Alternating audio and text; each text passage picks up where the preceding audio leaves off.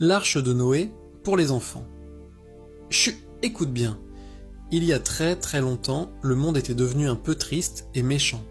Les gens ne s'écoutaient si plus, ils se disputaient tout le temps, mais il y avait un homme, un papa formidable, qui aimait Dieu de tout son cœur.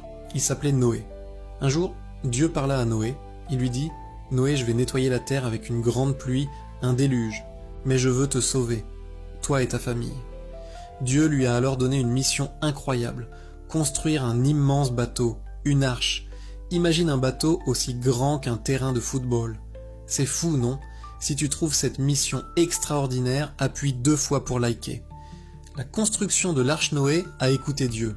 Avec ses 3 fils, Sem, Cham et Japheth, il a commencé à construire. Pendant des années, ils ont coupé du bois, ils ont scié, ils ont martelé. Clac, clac, clac. Les gens autour se moquèrent de lui. Un bateau en pleine terre, mais il n'y a même pas de mer ici, disait-il en riant. Mais Noé avait confiance en Dieu. Toi aussi, tu as déjà continué quelque chose, même quand les autres ne te croyaient pas? Raconte-moi en commentaire. L'arrivée des animaux est, puis quelque chose de magique s'est produit. Dieu a demandé à Noé de faire entrer dans l'arche un couple de chaque animal de la terre. Imagine la scène. 2 par 2, les grands éléphants, les lions majestueux, les girafes avec leurs longs cous, les petits lapins tout doux, les singes farceurs, et même les coccinelles. Tous en file indienne, bien sagement, montant dans l'arche. Quel animal aurais-tu voulu voir entrer dans l'arche? Dis-le-moi en commentaire. Le grand déluge, quand tout le monde fut à l'intérieur. Noé, sa femme, ses fils, leurs femmes, et tous les animaux. Dieu ferma la porte de l'arche. Et la pluie commença à tomber. Ploc, ploc, ploc, puis de plus en plus fort. Il a plu pendant 40 jours et 40 nuits, sans s'arrêter. L'eau est montée, montée, montée, recouvrant les plus hautes montagnes. Mais dans l'arche, tout le monde était en sécurité, au sec et bien au chaud. Tu savais que 40 est un chiffre très important dans la Bible. Il représente souvent un temps d'attente ou d'épreuve. Si ça t'impressionne, like. La colombe et l'espoir après de longs mois sur l'eau, l'arche s'arrêta enfin sur le sommet d'une montagne. Mais est-ce que la terre était sèche?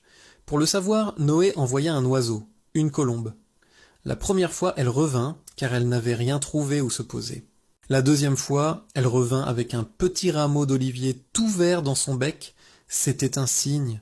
La nature recommençait à pousser. La promesse de l'arc-en-ciel enfin, Noé et sa famille purent pour sortir de l'arche, suivis par tous les animaux heureux de retrouver la terre ferme. Ils respirèrent le bon air frais et remercièrent Dieu. Alors Dieu fit apparaître dans le ciel quelque chose de magnifique, un arc-en-ciel. Il dit à Noé, « Ceci est le signe de ma promesse.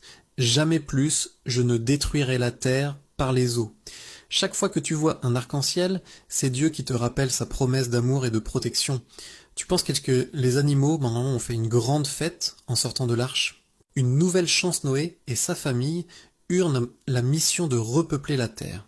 Une nouvelle chance pour l'humanité de vivre dans l'amour et le respect. C'est une histoire qui nous apprend l'importance d'écouter, d'avoir confiance, et que même après la plus grande des tempêtes, le soleil et l'arc-en-ciel finissent toujours par revenir.